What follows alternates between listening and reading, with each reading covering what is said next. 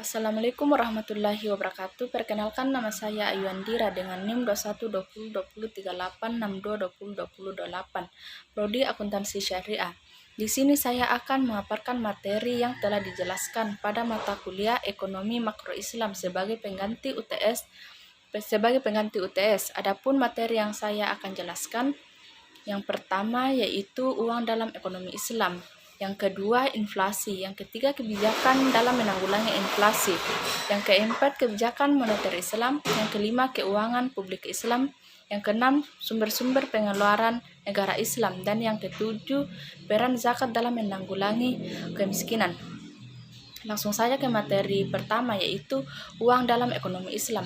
Uang dalam bahasa Arab berasal dari kata nukut yang berasal dari akar kata nakdu yang mengandung beberapa pengertian, yaitu al-nakdu berarti yang baik dari dirham, menggenggam dirham, membedakan dirham, dan al-nakdu juga berarti tunai atau pembayaran kontan. Namun di dalam Al-Quran dan hadis tidak terdapat kata nukut karena bangsa Arab umumnya tidak menggunakan nukut untuk menunjukkan harga. Mereka menggunakan kata dinar untuk menunjukkan mata uang yang terbuat dari emas dan kata dirham untuk menunjukkan alat tukar yang terbuat dari perak. Secara umum, ekonomi membagi fungsi uang ke dalam 4 fungsi, yaitu yang pertama sebagai alat tukar, yang kedua sebagai unit penghitung, yang ketiga sebagai alat penyimpan nilai atau daya beli, dan yang keempat sebagai standar pembayaran yang tertangguhkan. Uang sebagai alat tukar yaitu uang berfungsi sebagai alat mediasi pertukaran antara satu pihak dengan pihak lainnya, sehingga manusia tidak harus menggunakan sistem barter dalam pertukaran barang atau jasa. Sebagai unit penghitung, uang berfungsi untuk menjadi standar penilaian moneter terhadap barang atau jasa. Sedangkan sebagai alat penyimpan nilai atau daya beli, uang berfungsi sebagai media untuk menyimpan nilai kekayaan yang diperoleh manusia dalam aktivitas ekonomi sehari-hari. Terakhir, sebagai standar pembayaran tertangguhkan, uang berfungsi sebagai patokan nilai pada transaksi-transaksi yang waktunya tertangguhkan atau transaksi kredit. Sedangkan dalam ekonomi Islam, uang memiliki fungsi utama sebagai alat tukar dan alat satuan hitung, meskipun pada prakteknya tetap diperbolehkan untuk menggunakan uang sebagai penyimpan nilai dan standar pembayaran yang ditangguhkan. Selama tetap menganggap uang hanya sebatas alat tukar, bukan komoditas yang diperdagangkan. Adapun jenis-jenis uang, yang pertama berdasarkan lembaga yang menertibkannya berdasarkan lembaganya. Uang dibagi ke dalam 2 jenis, yaitu uang kartal dan uang giral. Uang kartal merupakan uang sah yang digunakan sebagai alat pembayaran berdasarkan negara dan undang-undang. Berdasarkan bahan pembuatannya, uang kartal dibedakan menjadi 2, yakni sebagai berikut. Uang logam. Uang logam adalah uang yang terbuat dari bahan logam, biasanya emas atau perak. Hal ini dikarenakan sifatnya yang stabil dan cenderung tinggi, serta mudah dikenali. Uang logam pun memiliki 3 nilai, yaitu nilai intrinsik, nominal, dan real. Uang kertas adalah uang yang terbuat dari kertas atau sejenisnya yang menyerupai kertas. Uang jenis ini biasanya memiliki gambar dan cap tertentu.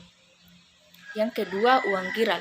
Uang giral adalah jenis uang yang tak memiliki bentuk karena hanya berupa saldo tagihan di bank. Uang giral biasanya disimpan pada koran di bank-bank umum yang mana biasa digunakan dalam kapan saja. Yang kedua, jenis uang berdasarkan nilainya. Bernilai penuh, yaitu uang yang nilai intrinsiknya sama dengan nilai nominalnya. Contohnya, uang logam yang mengandung nilai bahan untuk membuat yang sama dengan nilai nominal yang tertera atau tertulis pada uang tersebut. Tidak bernilai sepenuh, yaitu yang nilai intrinsiknya lebih kecil dari nilai nominalnya. Contoh uang kertas. Uang jenis ini sering dinamakan sebagai uang bertanda atau token money. Seringkali nilai intrinsiknya jauh lebih rendah dari nilai nominalnya. Adapun syarat-syarat uang diterima secara umum. Memiliki nilai yang cenderung stabil, ringan dan mudah dibawa, tahan lama, kualitasnya cenderung sama, dan jumlahnya terbatas dan tidak mudah dipalsukan.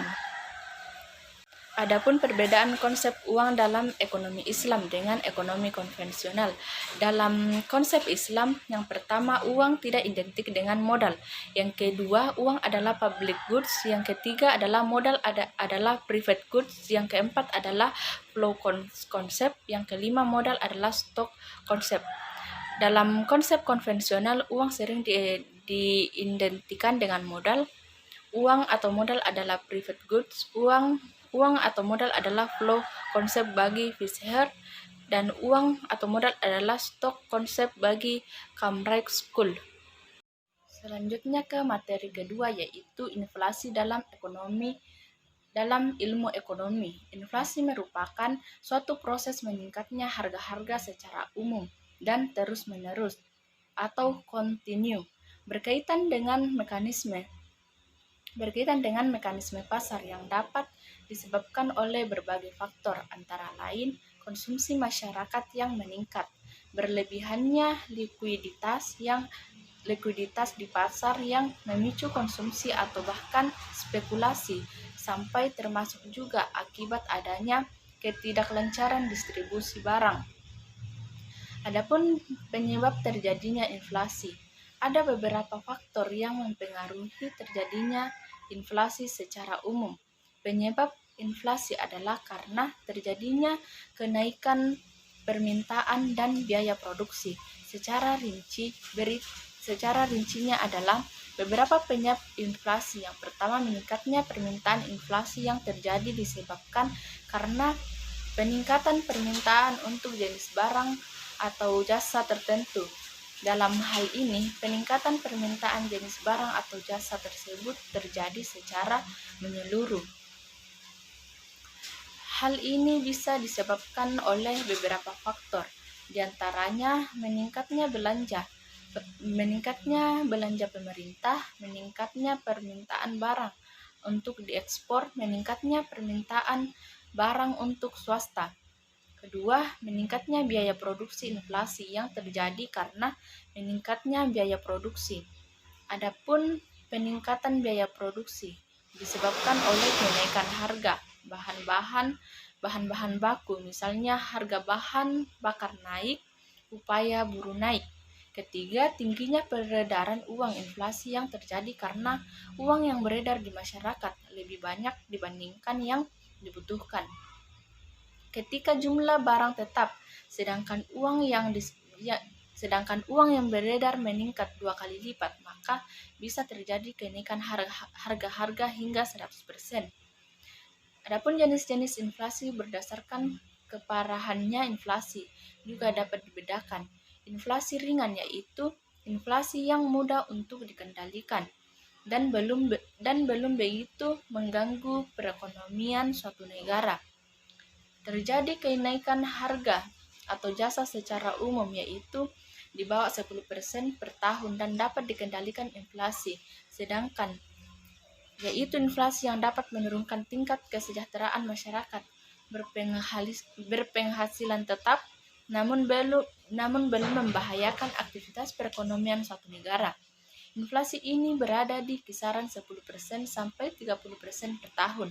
Inflasi tinggi yaitu inflasi yang paling parah, akibatnya harga-harga naik sampai 5 atau 6 kali. Masyarakat tidak lagi berkeinginan untuk menyimpan uang sebab nilai uang merosot dengan tajam sehingga ingin ditukarkan dengan uang, sehingga perputaran uang semakin cepat dan harga naik secara akselerasi. Biasanya keadaan ini timbul apabila pemerintah mengalami defisit anggaran belanja yang dibelanjakan dan ditutupi dengan mencetak uang. Inflasi sangat berat atau hiperinflasi inflation, yaitu inflasi yang telah mengacaukan perekonomian suatu negara dan sangat sulit untuk dikendalikan meskipun dilakukan kebijakan moneter dan fiskal. Inflasi ini berada di kisaran 100% ke atas per tahun. Jenis inflasi menurut sebabnya. Demand pull inflasi ini bermula dari adanya kenaikan pemerintah total, sedangkan produksi telah berada pada keadaan kesempatan kerja penuh atau hampir mendekati kesempatan kerja penuh. Dalam keadaan hampir kesempatan kerja penuh, kenaikan pemerintah total di samping kenaikan harga dapat juga menaikkan hasil produksi atau output. Cost push inflation ditandai dengan kenaikan harga serta turunnya produksi. Jadi inflasi yang dibarengi dengan resesi, keadaan ini timbul biasanya dimulai dengan adanya penurunan dalam penawaran total sebagai akibat kenaikan biaya produksi. Kenaikan biaya produksi dapat timbul karena beberapa faktor. Di antaranya, perjuangan serikat buruh yang berhasil untuk menuntut kenaikan upah suatu industri yang sifatnya monopolistis. Manajer dapat menggunakan kekuasaannya di pasar untuk menentukan harga yang lebih tinggi. Materi selanjutnya yaitu materi ketiga, kebijakan dalam menanggulangi inflasi. Yang pertama, kebijakan fiskal. Kebijakan fiskal ini sendiri berkaitan dengan penerimaan dan pengeluaran dari anggaran pemerintah. Yang kedua, kebijakan moneter. Kebijakan moneter atau kebijakan keuangan bisa dilakukan dengan menambah ataupun mengurangi jumlah uang yang beredar. Yang ketiga, kebijakan non-fiskal dan non-moneter. Terdapat 5 cara yang termasuk ke dalam kebijakan non-fiskal dan non-moneter yang biasanya dilakukan oleh pemerintah. Yang pertama, menambah hasil produksi. Yang kedua, mempermudah masuknya barang impor. Yang ketiga, menstabilkan pendapatan masyarakat. Yang keempat, menetapkan harga maksimum. Yang kelima, pengawasan distribusi barang. Selanjutnya, inflasi dalam perspektif ekonomi Islam.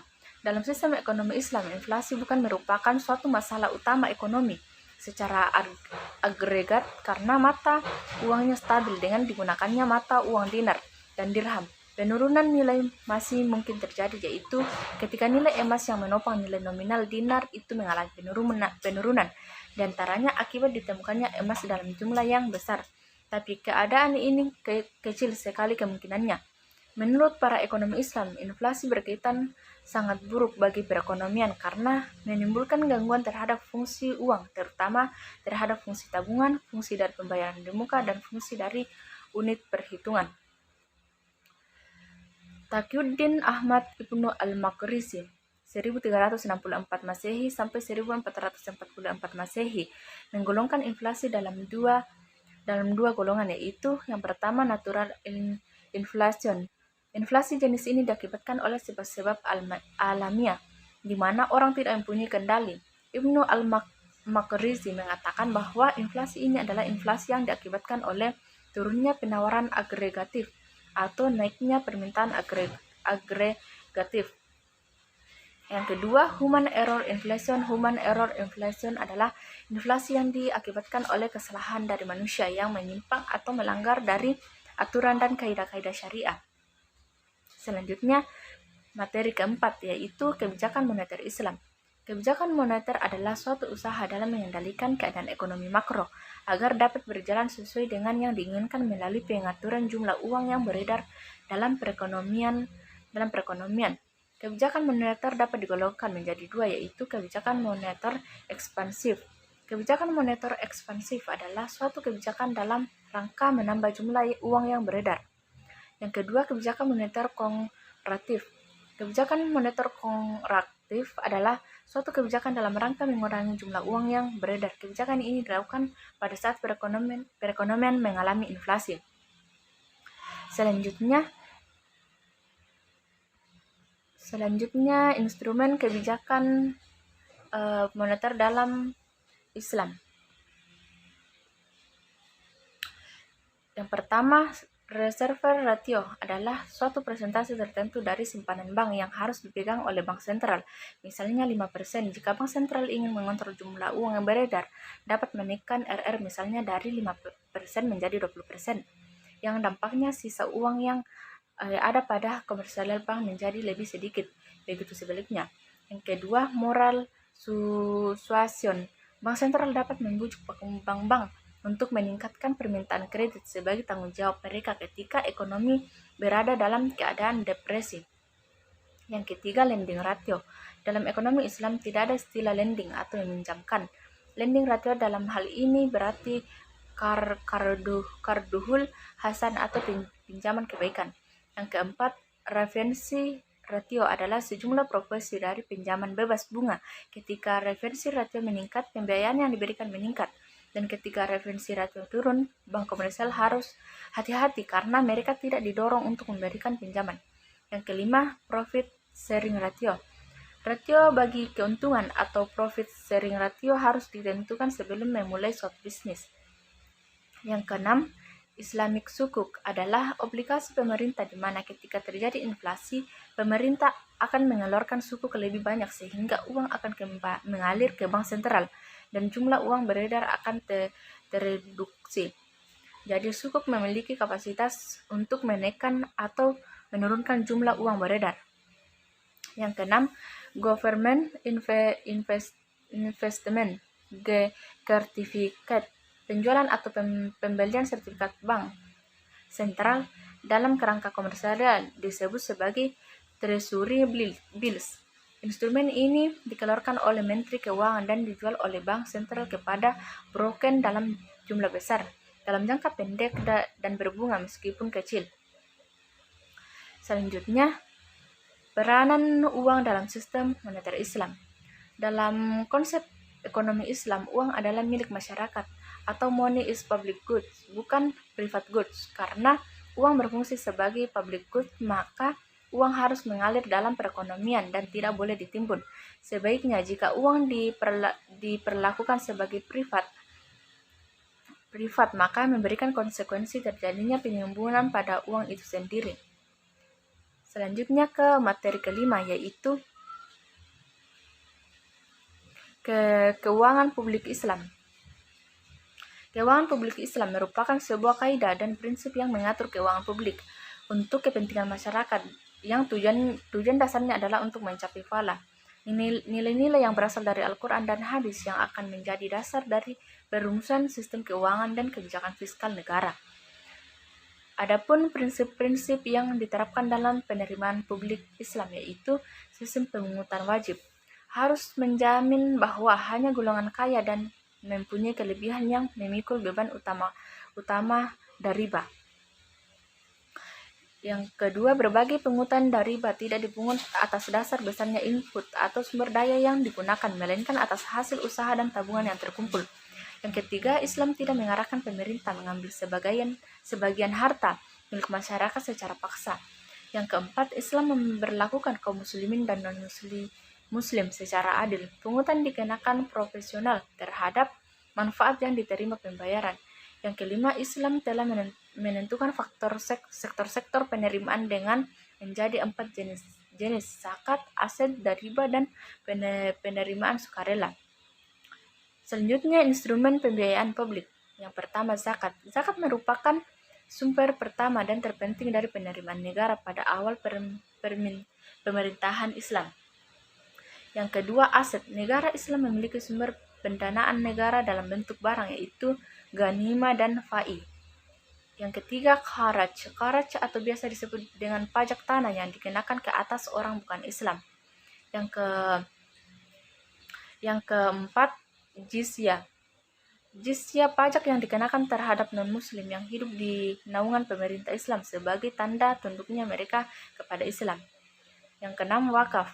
Dalam hukum Islam, wakaf berarti menyerahkan suatu hak milik yang tahan lama atau zatnya kepada seorang atau madzir atau penjaga wakaf baik berupa perorangan maupun lembaga dengan syariat Islam. Selanjutnya, materi keenam yaitu sumber-sumber pengeluaran negara Islam.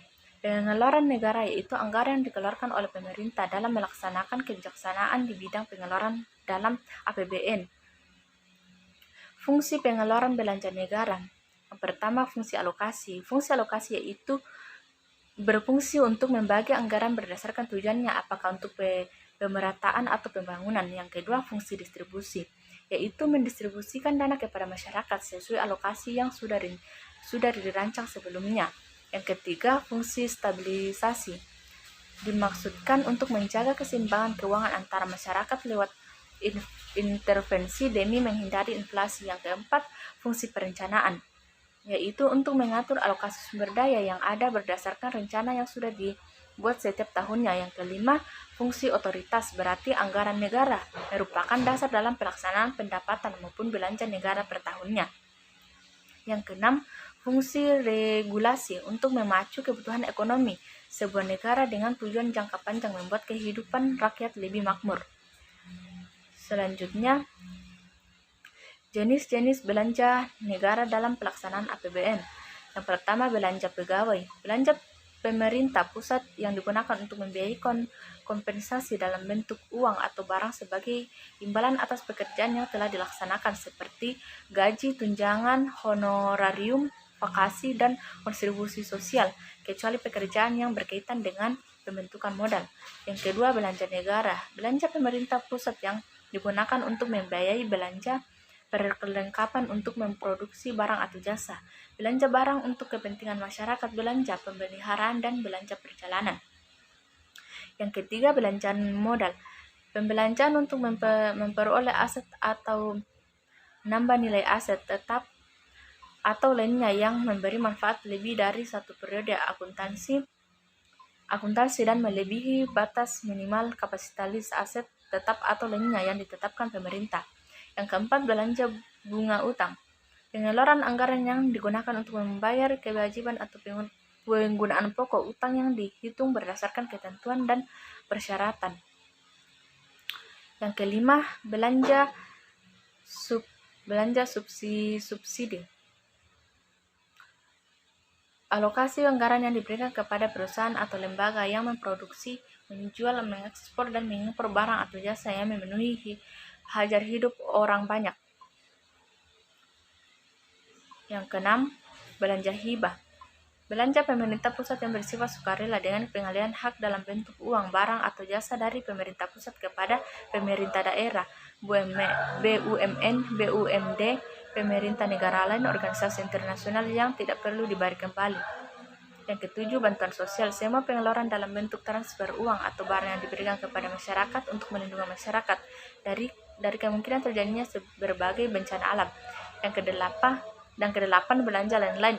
Pengeluaran yang digunakan untuk pembelanjaran atas kewajiban pemerintah yang tidak masuk dalam kategori belanja pegawai, belanja barang, belanja modal, belanja bunga utang, belanja subsidi, belanja hibah, dan belanja bantuan sosial. Yang kesembilan, transfer ke daerah. Transfer ke daerah meliputi transfer dana bagi hasil, transfer dana alokasi khusus, transfer dana alokasi umum, dan transfer dana penyelesaian. Selanjutnya, karakteristik pengeluaran dalam Islam.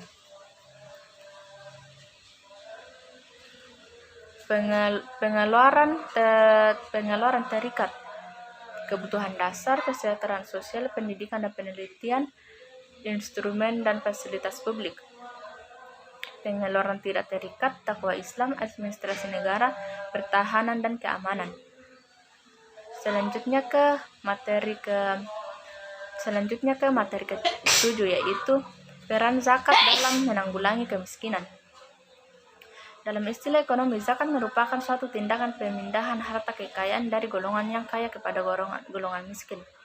Dalam penyaluran dana zakat terdapat dua strategi dalam menyalurkan, antara lain penyaluran dana zakat secara langsung. Penyaluran ini dilakukan langsung kepada mustahik atau mendatangi kantor Basnas. Yang kedua, penyaluran zakat secara tidak langsung. Penyaluran ini dilakukan oleh lembaga atau mitra yang diserahkan kepada unit salur zakat setempat atau dapat diserahkan di LAS. Dalam penyaluran zakat terdapat 8 golongan yang berhak mendapatkan dana zakat, antara lain orang fakir, yakni golongan yang menderita dalam kehidupannya. Golongan ini tidak mempunyai harta sehingga tidak memiliki kemampuan untuk memenuhi kebutuhannya. Amil zakat yakni selanjutnya miskin, yaitu yakni orang yang mampu dalam memperoleh pekerjaan namun tidak mampu memenuhi kebutuhan hidupnya. Yang ketiga, amil zakat yakni orang-orang yang diberikan amanah dalam mengumpulkan dan mengelola dana zakat. Yang keempat, mu'allaf yakni orang non-Islam yang baru masuk Islam yang memiliki keimanan lemah. Yang kelima, budak yakni orang-orang muslim yang menjadi tawanan orang kafir dalam berperang. Yang keenam, orang yang berhutang yakni termasuk hutang yang dipergunakan untuk memenuhi kebutuhan hidup, bukan hutang yang dipergunakan untuk maksiat dan tidak mampu untuk membayar. Ketujuh, fisabilillah yakni segala sesuatu yang bertujuan untuk kepentingan di jalan Allah. Yang ke-8, ibnu sabil yakni orang-orang yang dalam perjalanan bukan untuk bermaksiat melainkan orang dalam perjalanan yang mengalami kesengsaraan. Selanjutnya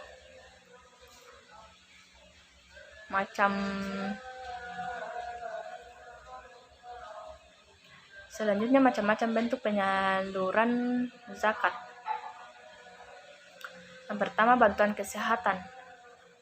Penyaluran ini, bidang kesehatan ini memberikan pelayanan kesehatan gratis kepada masyarakat. Yang kedua, bantuan kemanusiaan. Penyaluran ini merupakan program yang dapat membantu masyarakat yang tertimpa musibah. Yang ketiga, bantuan pendidikan. Penyaluran ini diberikan melalui program beasiswa bagi pelajar atau yang tidak mampu.